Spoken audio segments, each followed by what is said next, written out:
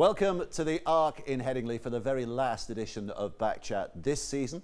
The last chance you get to see three middle-aged men sitting in a pub talking about rugby league. Unless, of course, you go to any one of the hundreds of pubs in the north of England where you'll find lots of middle-aged men talking about rugby league. The difference is these three know what they're talking about.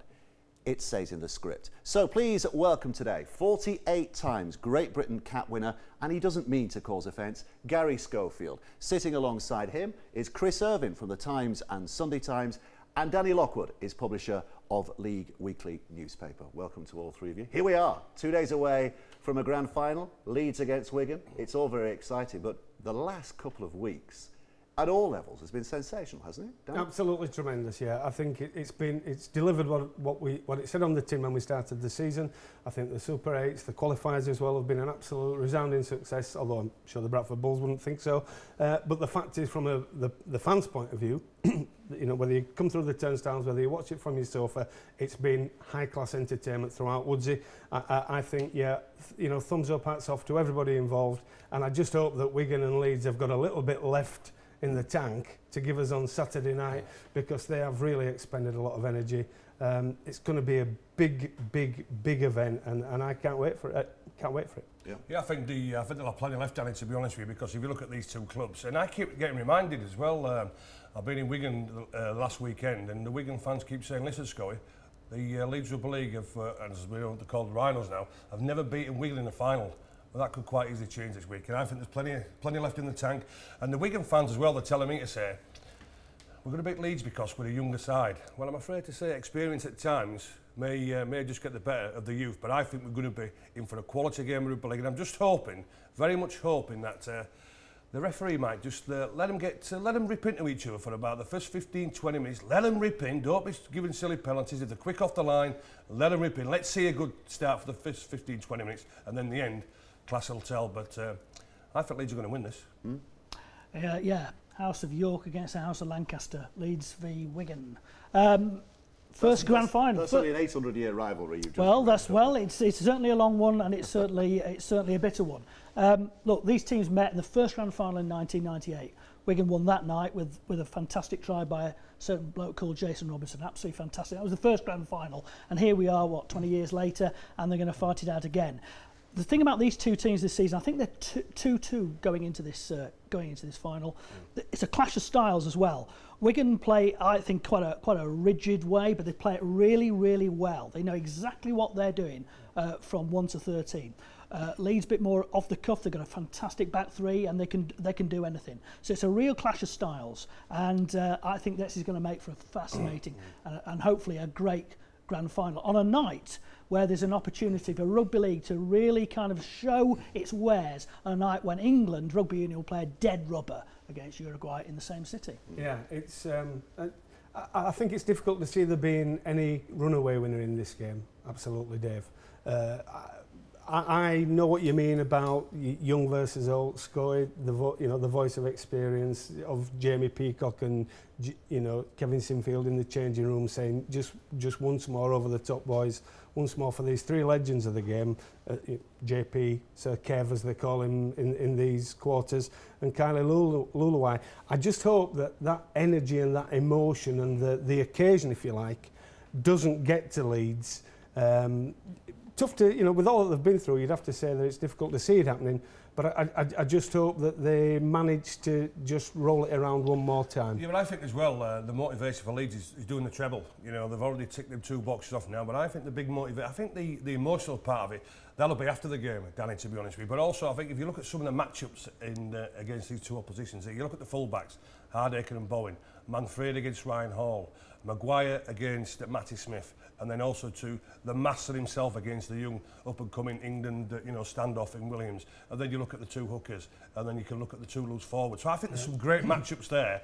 And youth against experience, youth against quality. I think we're in for an absolute classic if the officials let them get onto it and let them play how they want to play for the full 80 minutes. And if they do, I think we're going to see a very, very old-fashioned game of rugby league for the first 10 or 15 minutes, and then class in the end will tell. I think it'll be a pretty close game. I'm tipping Leeds to win by around about 15-10. Okay, I mean, I don't think emotions will come into it. I think you're right, Gary, that you know, judging by body language at the grand final press conference, which takes place at Old Trafford on a Monday, it's always very interesting to see who's kind of like, you know, a bit nervous and all the rest of it. Leeds, again, very laid back. They've been in this situation so many times before. Kevin Sinfield's going to play his last game of Rugby League, and JP's going to play his last game ever, and so is Kylie Lulai, but they just seem really relaxed. Likewise, so did Wigan. I mean, you know, Sean O'Loughlin, you know, spoke very well. He's lifted that trophy twice. I just think it's the perfect final. You know, it's one plays two. It's the perfect match-up. And you're right, across the park, fascinating. I mean, Zach Hardacre has been Man of Steel named this week against Matty Bowen. You know, probably his last game for Wigan. Real contrast again of styles. Both absolutely been playing sensationally. It's hard to believe actually that this is the first time that Leeds and Wigan have met in a grand final since the very first one. Yeah. I really don't think that the history of matches between the two in finals really counts for anything. But I mean, in all finals, even in Challenge Cups, that stat about, you know, Leeds have never beat Wigan in a final, but they've not met in many finals, which is extraordinary. It is extraordinary. And what Scully said about the referee letting it go, I think it's interesting that they've given the game to Ben Thaler, so he's doubling up because he got great plaudits, and we don't often say that, but he did for the way he handled the Challenge Cup final. It was probably, you know, one of the easier games that you'll get to referee, given that Leeds ran away as winners. Yeah. But I do think of all the referees that we have in the game at the moment, Ben Thaler is the one that relates well to the players. He talks to them. He has a bit of a sense of humour with them. Yeah. I think he's at the top of his game this year, is Ben. And I think if anybody's going to let the game go, as you're calling, that he's probably the one guy that will do. The contest I'm really looking forward to is, as you said, Kevin Sinfield against George Williams. Kevin Sinfield going to rugby union at the end of the season, not in time to be blamed for the demise of English rugby union, obviously, but he's going to rugby union next year. I don't know about that. They might drag him in at some point. But George Williams, I mean, what a punt. Well, Sean Wayne will tell you it wasn't a punt. He always knew that George Williams would mature the way he has. As someone who's played in that position as a young man, how do you rate him? How good is he? Well, it's the old saying, Dave, it's, if you're good enough, you're old enough, aren't you? And Sean's seen that in him. And I think this year, what we have seen is that the kid has gone with plenty of confidence. But what I like about it now is that Sean has given him the responsibility there, because if you look at the way Matty Smith plays, if he plays too close to the ruck area, he gets tied up.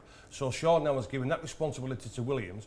Laughlin's playing second man, then Matty Smith is being allowed to express himself a little bit more when there's a bit more time and he's a bit more creative. But he's a proper standoff, is young Williams, a proper standoff. He reads the game well, his support plays good, his kicking game's very much developing. And I don't think it was a punt by Sean Wayne. He believed in his ability there. And if McNamara is looking for somebody to put a bit of pressure on Widdop, which I'm sure Widdop will be the number 6 for the forthcoming Test series, then George Williams is the man. And what we are getting, we're getting a proper standoff there. We're not getting somebody as a utility player. We're not getting a loose forward playing in there, you know, as it happened after I finished playing for the national side. It's a proper standoff, and the kid deserves his chance. Yeah, I mean, it's worth sticking him in the England squad, isn't it? Even if, you know, Widdop is the number 6, it's worth to get him in there to get some experience. Because he'll give him the grounding, he'll give the experience, he'll put him around those players, and obviously he does represent the future. I mean, I think you're right, Gareth, Widdop is the present, but who knows what might happen in that time. I mean, Sean Wayne's been kind of campaigning really for Steve McNamara not to pick Williams and not to pick John Bateman, for instance. Well, that's ridiculous. That's ridiculous. Is that a bit tongue-in-cheek, do you think, Chris? Well, maybe a case for his guys, but I think he needs a little bit of protection, Williams, but he has matured. He's matured before our eyes this season, and he is a very exciting talent, as is John Bateman as well. Why does he need protection? I know when I made my Test debut, you know, against Australia, and I was only 18, by the way, and I was playing against Miles, Meninga, and Eric Grove. Why do you want protection? It's called experience, and the sooner you get that experience, it will make you a better player quicker, rather than just holding. Well, it'd be surprised if he's not in the squad. If anything, I think that we are sometimes in danger of mollycoddling players, and we're saving them until they've grown up. No, he's absolutely bang on. Absolutely. That kid there, when he picked up the Young Player of the Year award at the Man of Steel Awards on Monday night, George Williams, you could see he was raring for it. He was raring for Saturday night at Old Trafford, and he came out and said it. If Steve McNamara wants me, you know, there's no greater honour than playing for your country. And kids at that age, and even a kid, he's a man. He's, you know, they've got no fear. He would rip into the Aussies. He's got legitimate pace, which I always love to see in a half-back, and we can't always say that. I think that he needs to be in that environment, he needs to be rubbing shoulders, he needs to be learning the systems, and if it comes that he has to put a shirt on and get out there, I don't think he'll let anybody down. And this is, I mean, you went into a Great Britain squad that was always under the thumb against a very, very good Australian side. If you stick him in this squad, you get the feeling that this could be a series that England have a very good chance of winning, and he becomes part of that winning culture. Well, all of a sudden he wouldn't be playing up against Kieran Foran and Sean Johnson, would he? No. Well, he's going to be, if he does play, he's going to be playing exactly what you're saying, Gary, against young Kiwi halfbacks. Yeah. They're going to have to pitch youngsters into those situations. There probably wouldn't be a better time in that respect. Oh, well, even if it was the best New Zealand side, you know, why not sling him in? Why not sling him in? Because the sooner you do that, the better it's going to be. And we all know what we've been like at international level for many, many years. You know, quite realistically, we've been rubbish. We've not won anything. It's as simple as that. So get our quality players in there, get them in the right position, and we'll be okay. Look at us discussing which standoff to play in the test team. You know, it was always a case of, have we got a standoff? But the thing about it, though, the thing about it, he's a proper standoff. Yeah. He's a proper standoff. And get the kid in now. Get the kid in now. Yeah, Widdop as well. Oh, Widdop, yeah. He's quality. But I say, but he's going to put pressure on there. Hey, listen. You know, we're talking about 2 quality standoffs now. How long has it since we've been... Exactly. How long has it since we've been saying that? And that is where we've fallen down time and time and time again. The lack of halfbacks, the lack of creativity. We've got some great backs, we've got some great forwards, but we've not had that kind of midfield axis to actually make us And of tick. course, you know, Liam Sutcliffe will unfortunately miss out on the grand final. Liam Sutcliffe, injury. look, but he would have been pushing. He would have been pushing very as much well. so. Liam Sutcliffe is another very, very exciting talent. It won't be long before he gets into the England side. So I think the way we're talking now, George Williams, it looks like he's going to be the Halle Sunderland trophy there, and he's going to be the man of the series against New. I tell you what, you won't rule it out. No, you wouldn't rule it out. But does it though feel like it's written in the stars? It's going to be Leeds this year because of the way that the regular season ended with that dramatic last second try from Ryan Hall. The way the match against St Helens panned out and ended as well. Well, it's amazing, isn't it? I mean, that game at Huddersfield. There's the helicopter in the sky. He doesn't know which way to go. It's been driving dizzy around Wigan. But they score that try, that wonderful chip by Danny Maguire. Yeah. It catches Scott Griggs out. He swoops Ryan Hall. I love how he shouts down the barrel of the camera. A great image. And they won that. And then against St Helens, that fantastic 40-20 kick by Kevin Sinfield. And everything from that point went right for them. So you've got to think, is it written in the stars? But look, Wigan like playing Leeds. They love playing Leeds. There's a contrast. They feel up for it. Yeah. And look, after what happened last year, That's a big part of it. There's a great moment in the press conference. Were you in the press conference after that when Kevin Sinfield came in after that match? And Kevin came in, and one of our members, Gary from the Sun, Gary Carter from the Sun, said to him, "What was going through your head? Did you think about that? Did you plan that, or did you just, was it off the cuff?" And Kevin doesn't show great emotion, does he? But he just looked at him very dryly and said, "He said it was a fluke, Gary."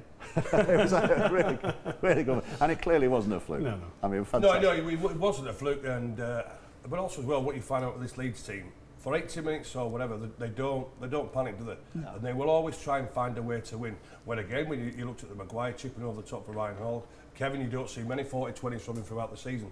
So they will try and plot something, certain parts of the game, where they know they may be under pressure, under the cost, but they won't panic. They'll be there again, and I say Leeds will just hang in there. They will just hang in there. It's one of these, isn't it?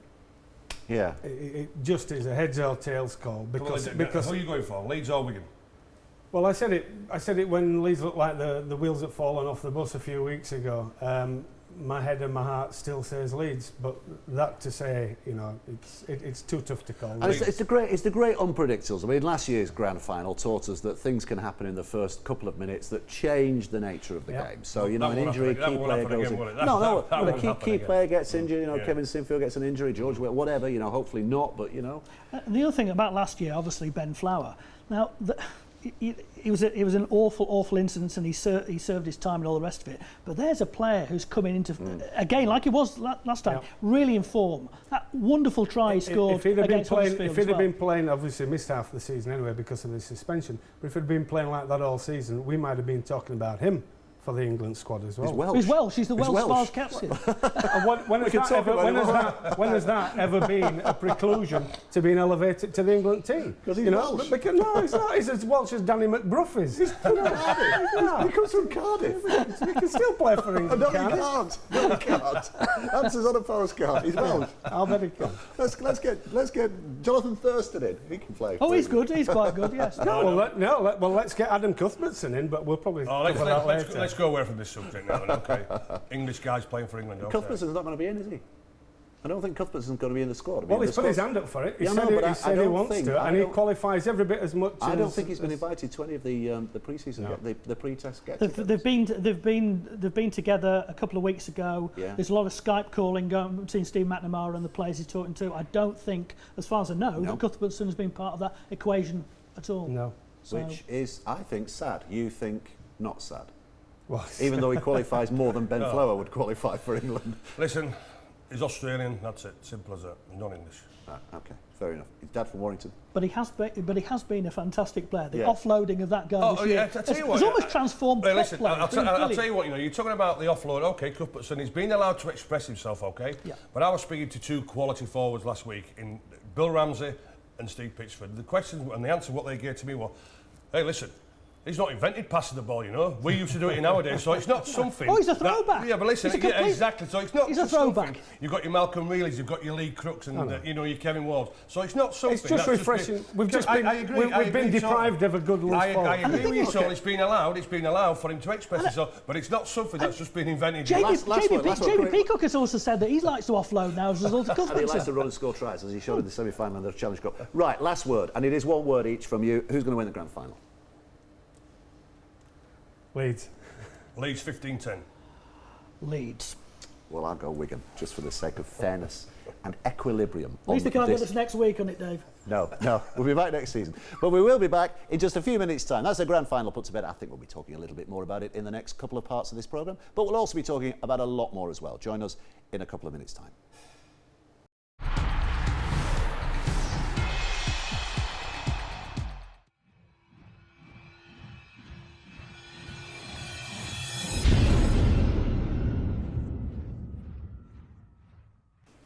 Welcome back to the Arc at Headingley for this final episode of Back Chat this season. We've talked about the grand final, but I mean, there's been so much happening in the build-up to the grand final that it would be remiss not to talk about the £1 million game, for example, Gary Scott. Did you enjoy that? Okay. Very much so. And the two people I'm certainly delighted for is Michael Carter, the chairman, because I think he's worked very, very hard and he's tried to keep everything together. Obviously, Webster getting the sack, the players performing pathetically, and so yeah, to keep that status for Michael Carter and also to the supporters. I'm absolutely delighted that they're still in the top level flight of Rugby League, and as you can guess, I'm not thanking the players because at times they have let that club down this season. So I'm delighted for the supporters. Well, there are and some certainly players. the There are some chairman. players in there you're looking at. I mean, Danny Kerman, for example, is the Dave, heart and soul, Dave, I'm not heart buying and into that. I'm not buying into that one little bit. I'm just delighted for the chairman that they've kept there, Yeah. for all the stick what he's taken. He can't go out there and perform how the players want to do. So no, delighted for the chairman, delighted for the supporters. Now you players don't put Wakefield in that position again by certainly a lot of performances that was quite pathetic. Can you imagine any world in which Wakefield are not involved in that situation again next year? Yeah, I can, because I think the way that Salford are recruiting, it could be them in that situation Really? next year. I do, Dave. I think Dr. Kulkash has come out and said they won't be spending up to the salary cap next year, and yet here's the guy that championed the million, the marquee player. Back to the actual game on Saturday, I thought it was a bit of a train crash for the clubs involved. It was a great spectacle for us, but it was like two gladiators fighting to the death, and I'm sure that neither of them wanted to be in there, but they had to be. And I thought that was the thing I took out of it, was that it wasn't so much about them, and I didn't see much joy and elation as much as relief coming out of the Wakefield side, and certainly the coach Brian Smith, who was full of sympathy for his opposite number, the highly upset James Lowes. But there's a simple answer to it, isn't there? Don't put yourself in that position, Wakefield. And for Bradford, be better and learn from what you've gone through this year and get up next time. I think there's things that we've got to learn out of the process in the lead up to it, and especially the way that Wakefield were basically allowed to build a new squad for the qualifying eights, and I don't think that that's fair. And I think that as the league chairman Derek Beaumont has said, there are some inequities in the way that it's panned out this year. But I think it's been a very worthwhile process, and I think that we can learn from it, and it can be even better next year. I think we're going to look at it. We've had this system for the first year, and we're probably going to have it for 3 at least before a review would be undertaken. But we have got the status quo for next year. Are they doing the pre-match entertainment in the grand final? Well, we could be rocking all over the world, Dave, but maybe not. Anyway, it's going to be exactly the same this year as last year. Yeah. So the status quo is preserved. Now, if that happens again next year and the year after, at what point a question is going to be asked? Now, talking to Brian Noble about this recently, he was saying if we got that in the second year, the same clubs, then the system isn't working in that respect, because it's meant to promote, promotion, relegation, and maybe new clubs coming into it. And okay, first year, fair enough. Did I enjoy the £1 million game? I don't know, the contrived nature of it I'm against. So I love that time when Wakefield and Cass were fighting out in 2006, a genuine bottom of the table. But it wasn't that's just as contrived, or not, as the case may be. Well, it's promotion and relegation. If you're going to have promotion and relegation, you're going to have a situation like that. But you're always going to be in this situation. Look, if you're going to be a cynic about this, you could be Wakefield every year and say, right, well, does it matter about the first 23 rounds anyway? As long as we get into that game and win that game, we're up. But you'd hope that a club would look forward and try to build and plan for the future, and panic management such as we've seen, certainly at Wakefield, and to a lesser extent at other clubs who have been involved in this situation. They've got to aspire to better than that, Chris. You would hope so after that. You would hope so after that. But are do you they want to live saying, on? Danny, Do they want to live on the usual suspects? You'd probably look at the sides coming down to playing the Super 8 qualifiers next year. It might be fairly similar. Or does it? I mean, as Danny was saying, we heard Dennis Betts the other night saying that Widnes' involvement in that middle eights has really spooked him and spooked the players as well. So that inspires Widnes next year to go, we want to make sure we're in the top 8. Well, it should inspire them all, shouldn't it? But again, for Wakefield, you look at Widnes down there, and that's Salford, they're trying to attract everybody, aren't they? But at the end of the day, it's all about the quality of players, isn't it? Now they want to perform week in and week out at a consistent level. And Hulkison Rovers, they seem to be recruiting quite well. They're looking to make the new ground there a fortress. But it's all about the quality of players. And if you haven't got that quality of players who want to perform week in and week out, and also we all know exactly what happened this year with Webster saying that silly comment, well, to us, every minute doesn't matter. Exactly what Chris says there. Well, are we going to have the same scenario? Doesn't matter. We can put 23 games down the road and then we can prepare them, because it has been 3 opportunities for Wakefield to survive in Super League, and that's exactly what we've done. The other thing as well, Gary, is that while these two clubs fight out this £1 million game, the other clubs are recruiting. Now, if Bradford had won that game, who's left to recruit? But the system is not helping them. Always, however you weigh it up, Chris, that is always going to be the problem that anybody's got. Yeah. Even if you had one down. But Danny, these are questions worth addressing, aren't they? Not brushing on the carpet. Worth addressing as we go on to improve and get the system better. If we were picking 1 to 12 in Super League next year, and 1 to 12 in the Championship next year, would you see many positions changing much? Not really. Well, Lee in 4th, because they're suggesting they're going to overspend the salary cap, take the points hit, and therefore maybe finish 4th. Well, it could be. Scramble through to a 4th place finish. I think with Lee Centurions, what a great regular season they had. What a great Challenge Cup run. When it came to the business end.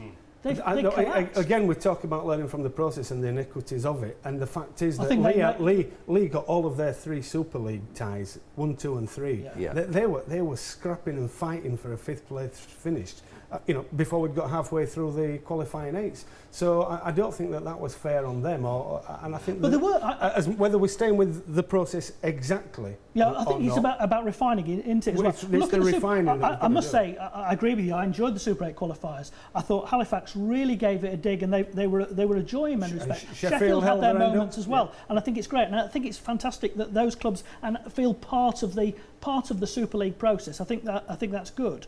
But I'd just say, if down the road, years 2 and 3, we've got the same clubs, surely somebody's got to ask some questions. Well, but the thing is, we've lived through 1 division. We've won 1 championship, played East and West, and then the playoffs at the end to sort out the winner. We've had 2 divisions. We've had 3 divisions. We've had back to 2 divisions. We've had 4 up, 4 down. We've had 2 up, 2 down. We've had licensing. We've now got this. The thing is that every system that Rugby League has tried, everyone said, oh, not everyone, people have said, it's not right, let's try something else. But we've got to live with the imperfections. We've got to give this a chance. I agree, but at the end of the day, it's all about the quality of the players. The better team who can, attract the better players because they're going to win the trophies, they're looking to get the Challenge Cup, and they're looking to get, to the grand final. That's what it's all about. It's all about the quality of the players. As we can see, League, they did okay, but then in the end, because they wasn't playing intense Rugby League week in and week out, then players aren't good enough to play that level week in and week out. And same with Wakefield. So again, the psychological point of view is, well, it doesn't really matter for the next few weeks because we know exactly where we're going to finish up. But it's all about the quality. But I also thought that what we've seen this year has been more about the spectacle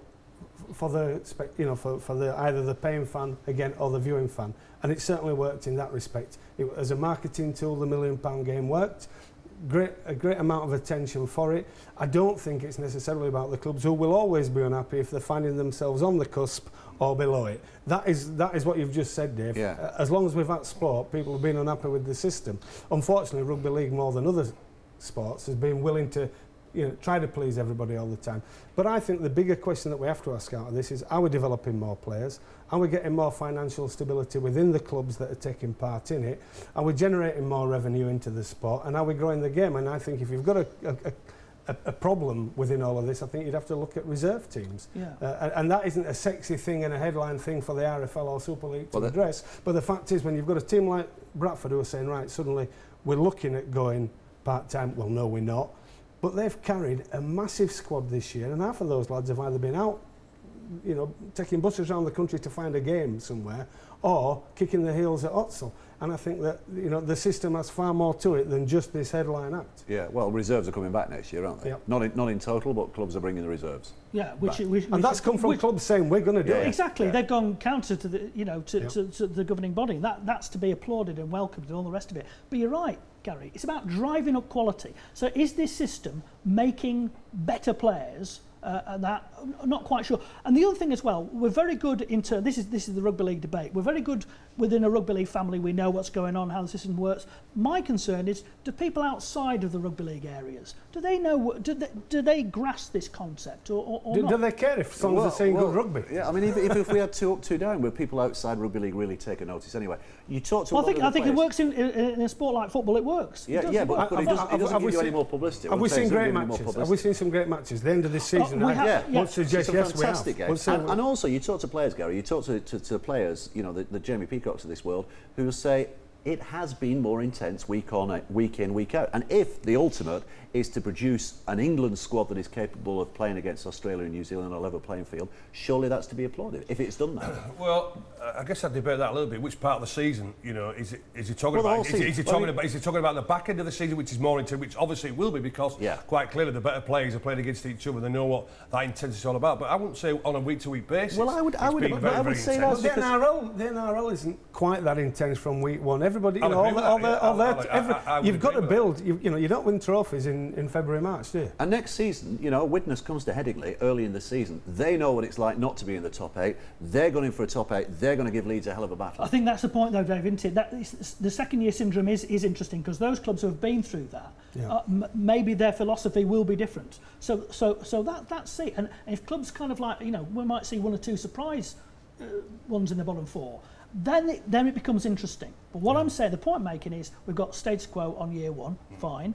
But that's you need to assess it each year. Is it working? Yeah, I think it was a great point, as you mentioned there, what Dennis Spett said, through the week. The players themselves felt spooked, and they don't want to put themselves in that position. Well, my answer to the players is, quite clearly then, perform to your best, week in and week out. Don't get yourself up 1 week for Leeds and then the next week Wigan and St Helens. Get yourself up when you play Hawkinson Rovers and when you play Hull, this sort of thing. And then I will buy into the scenario then, we will have more better games, an intense game, if everybody takes it serious week in and week out. But that's precisely the point of the process, isn't it? Yeah. To drive up the intensity. That's what you want players. That's what we want. Yeah. So maybe it'll work. Maybe it'll work for the second year. And if it's the same 8 clubs, does that really matter? If you get 1 or 2 changes, top end, bottom end, does that really matter? Because you're never going to get. We've got the same top 4 club. You could start the season and say who's going to win Super League this year. and outside 4, maybe 5 clubs, you ain't going to be far wrong. Yeah, but I think we want to, I don't know, maybe we don't, but do we not ultimately, at the top end, want to get to a situation where you get 2 grand finalists who would surprise you? We need a Cass or a Huddersfield to actually come and break through at that level. Well, I think Huddersfield are a great advertisement for having promotion and relegation, because they were the wastrel club of Super League. Yeah. It was relegation that turned them into what they are today, which was 80 minutes away from a grand final and Challenge Cup finals. Yeah, again, well, it's a learning process, isn't it? You know, hopefully they improve next year. Yeah. They become the real deal next year. You talk about a learning process, though, Dave. How long does it take to learn? Well, it's an evolution, isn't it? How long does it take? Leeds, look at Leeds. How long does it take to learn? Let me just say. They've had 4 years at it now, and they've bottled it. How long did it take Leeds to learn? How many titles did they win when you were there? When you had and Ellery Hanley and the fact of the Andy matter, Gregory Wigan had all the best players. They had 15 internationals. Yeah, but how many years? Not only the fact we didn't win anything, when Tony Smith nobody else coached did. Leeds to a first grand final victory, how many years was it between drinks in terms of championship wins? And Leeds is a big club. 20 odd years. But now, but that process is in there now, you know. So, but again, you asked, we talked about Huddersfield there from now. You look at them players there, and it's been proved time and time again now for the last 3 or 4 years, when the big game's on, when the pressure's on, because what do you put it down to? Do you put it down to the week-to-week game and this sort of thing? But when they put themselves in that position, they can't handle the pressure. And Danny Brough admitted that afterwards as well. That is the challenge facing. I think they've played 15 playoff ties and they've lost 12. Not everybody can win, guys. No. Well, yeah, but winners do, Danny, and that's what separates the winners and the losers. We've seen a generational Leeds Rhinos team. Yeah, the last 10, 11 years. By the way, they're not finished it because they've got Supley coming through with all these guys and that's but this generation this class of players has been one for the ages, and you don't see that very often. You know, you're seeing it in Premiership football now, where there's Chelsea have the bottoms fallen out of their season and their champion routine. But we don't, the fact that we haven't seen a Wigan Leeds final since 1998 tells you that we do move it around. Yeah, Warrington had a few good years, St Helens have had a few good years, Leeds have dominated. You have got to earn the right to break in, to drink at that top table. If you look at the top of the table, look at the top of the table this year after the 30 rounds. There are 4 clubs had a chance to win the league leaders. In the first past the post, we'd have had 4 going for the title, and the title would have been won by Ryan Hall. Last gasp tries the siren wave. Doesn't get better. That doesn't get better. And on top of that, if you're a Castleford fan, you're thinking, I'm excited about next season, the way we finished. And they should be as well. If you're a Hull fan, you're thinking, I'm excited. If you're a Catalan fan, you're thinking, I'm excited. Well, let's just take it to another scenario now. If we're just saying, if we was asked a question now, what's going to be the next top 4 for next year? We'd say Leeds, Saints, Wigan, Warrington, the way they pick. Are we saying that the teams are being spooked? The coaches are saying, we don't want to be in this position next year. Are we saying the top 4 next year could be Huddersfield, Hull, Catalans, Ulkis Rovers? I think 3. Is that what we're trying to say? I don't think this has brought the spook system in now, and the frightened system. But I don't think that 4 as a 4, but I reckon of those 4, 2 or 3 of them have got a chance. I know you're very encouraged about Leeds, and who wouldn't be, but the fact is that they are losing some really senior guys in the changing room more than on the field probably. But at the same time, Warrington, massive rebuilding process yet again. So I think there are big question marks over a couple of clubs because the clock turns. Well, you talk about St Helens. You talk to the senior guys, the Paul Wellens, the John Wilkins at St Helens, who will tell you that when those senior guys left, the Cunninghams, the Joints, a culture went with them, and it was about rebuilding that culture. And that's the thing that Leeds, isn't it? They've got to be careful that culture remains. Yeah, I mean, I think the senior group is going to be, there's going to be Ryan Hall there. There's question marks over Callum Watkins because Rugby Union has shown a massive interest in Callum Watkins at the moment. So unfortunately, there may be a question mark about him. I think Leeds might have a battle on their hands to keep him. But there is enough centres. England Rugby Union. Yeah. Enough centres. Well, I'll tell you what. Surely Callum Watkins has seen what's happened to Sam Burgess, and quite clearly, well, if I get hold of Callum Watkins, I'll be saying, no, please. There's a difference. Don't go to that. Callum Watkins is a centre. Callum Watkins is a centre. Yeah, but he's not a Rugby Union centre. He's not a Rugby Union player, as we all seen. We big Sam himself, so yeah. I'm just telling you now, Callum, forget about going to that rubbish. Yes, Uncle Gary. Does he listen to you? He might do now. They've offered me £500,000, Uncle Gary. Well, Gary, I'm sure Gary will be making sure that he stays at Leeds, don't worry about that. He won't be going to that other side. And on that bombshell, we finish the second part of this week's Back Chat. We'll be back in the third and final part, talking a little bit of NRL, North Queensland Cowboys and all that, and a whole lot more as well. See you in just a moment.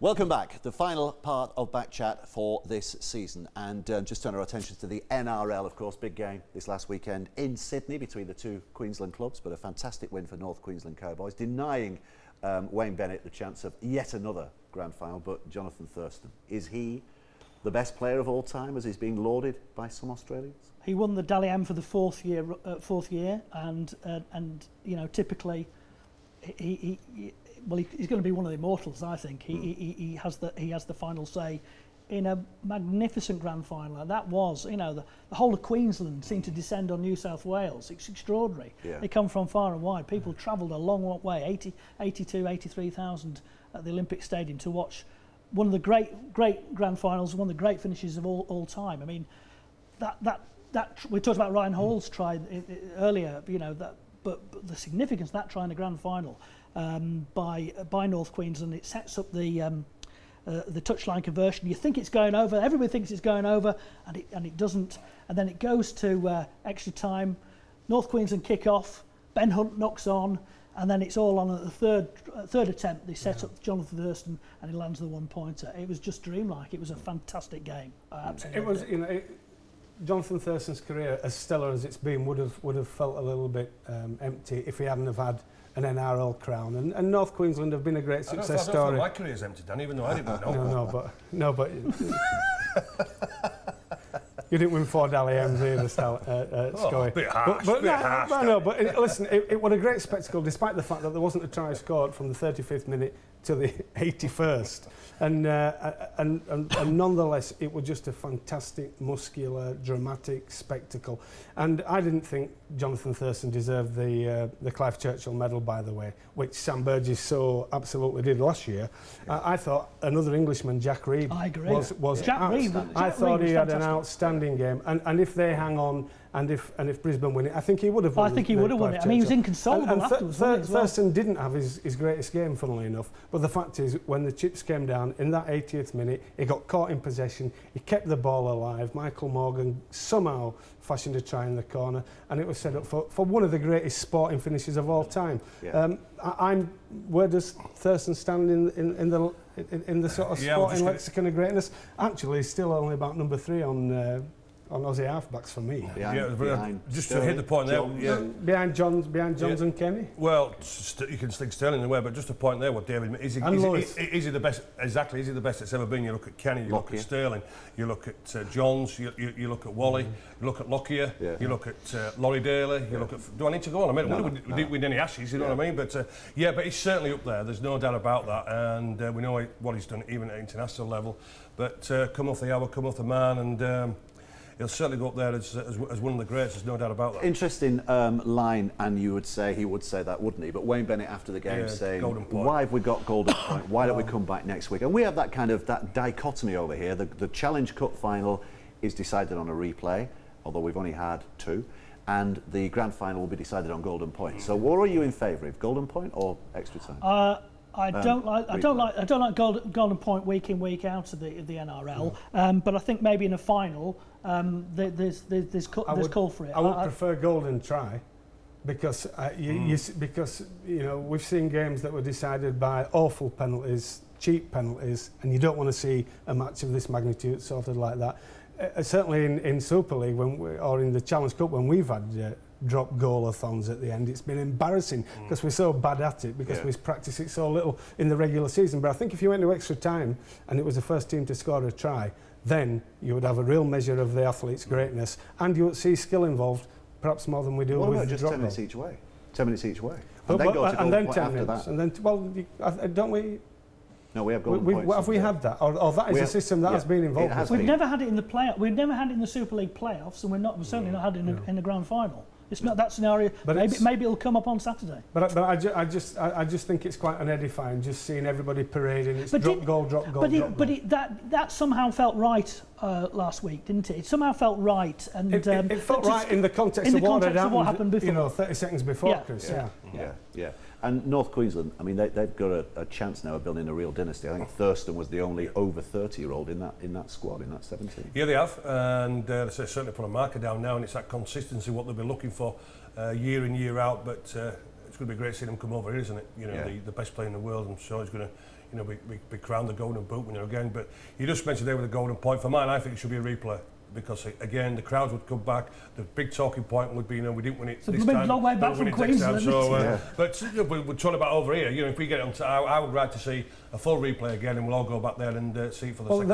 I think that's the fans being greedy. I think the practicalities of it are that we already talk about there being far too many. Don't be saying about players being tired, Danny. Don't be saying about players being tired. I'm talking about us trying to get fit an international series in. We complain about the Aussies not playing the international game anyway. It's only another 80 minutes. Okay, so well, if it's the Aussies that we're absolutely running into the ground, I don't mind. We're not bothered about them, but it's only 80 minutes. You can't be tired playing sport, You can't be tired playing sport. Certainly. Well, you couldn't at the pace you played it, mate, but these guys run a little bit faster.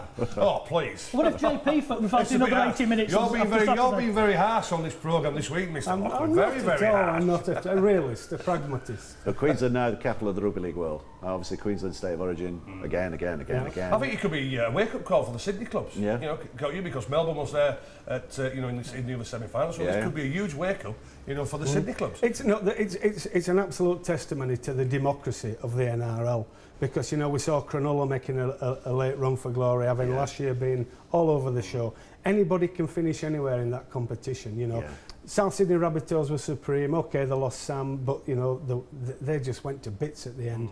And the fact that the Roosters, 3 times the minor premiers in succession now, and still can't get it done. So it is a fantastic competition, is that? And I'm just really pleased for everyone, up in Townsville that has taken a development club, which is what they were, and made them into a champion side. Well, they were nothing 21 years ago. I mean, actually, Jonathan Thurston was very good and he had the Prime Minister of Australia there when he said it. We need a new stadium, and I think we've certainly been there. That stadium.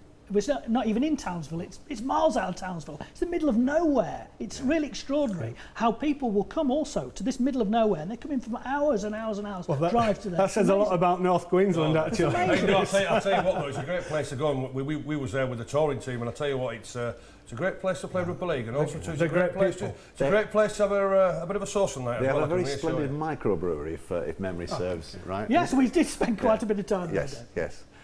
Anyway, back to the discussion. We're not going to be seeing Jonathan Thurston over here this year because the Aussies are not coming, but the Kiwis are. Well, some of them are. I think Simon Mannering's the latest one to pull out. Vatavai's gone. Johnson's gone. Foran's gone. It's a real chance for England.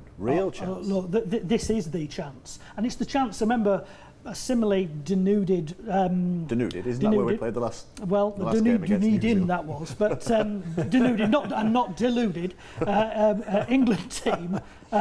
Sorry, it was Great Britain. It was the last time Great Britain played. They played a week in Kiwi side, and Tony Smith's Great Britain won that series 3-0. Yeah. Look, the opportunity is there for England to do this, and they have to. And in terms of Steve McNamara, who's I think in 5 years has won 1 game against one of the, against other Australian New Zealanders, this is the chance to make it 4 and go out on a high. I think we've got. So he's going, is he?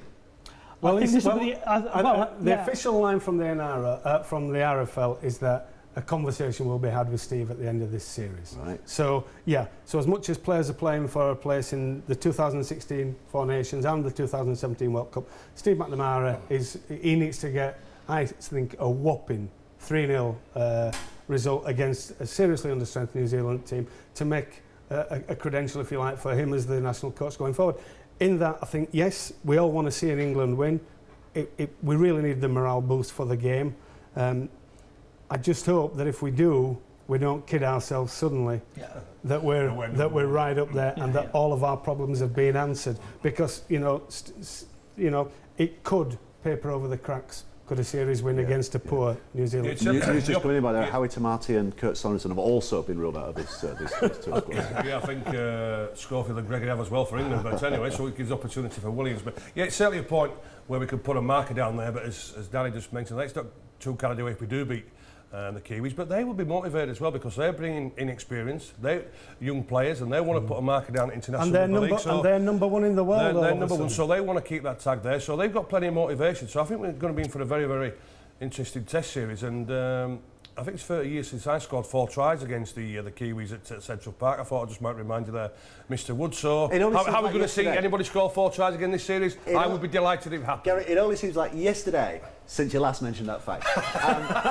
But thank you very much for reminding us of that. I think great venue choice actually. I mean, it has come under criticism. Some people, I think you criticised it, Wigan, Hull, but no, don't be pulling me on that one. Don't be pulling that one on me. No offence caused.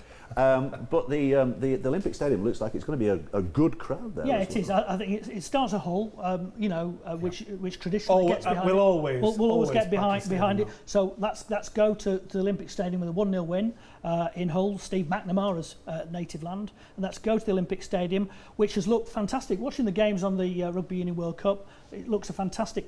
Well, we know it's a fantastic venue as well. It's an iconic venue, but that's been packed as well for the Rugby Union World Cup. It needs to be packed as well, and it looks like it should be for the England New Zealand second test, and then we round up at Wigan. But I think it's good choice of venues and exciting. Looking forward to it. And it's really played into our hands, hasn't it? Into Rugby League's hands, I should say.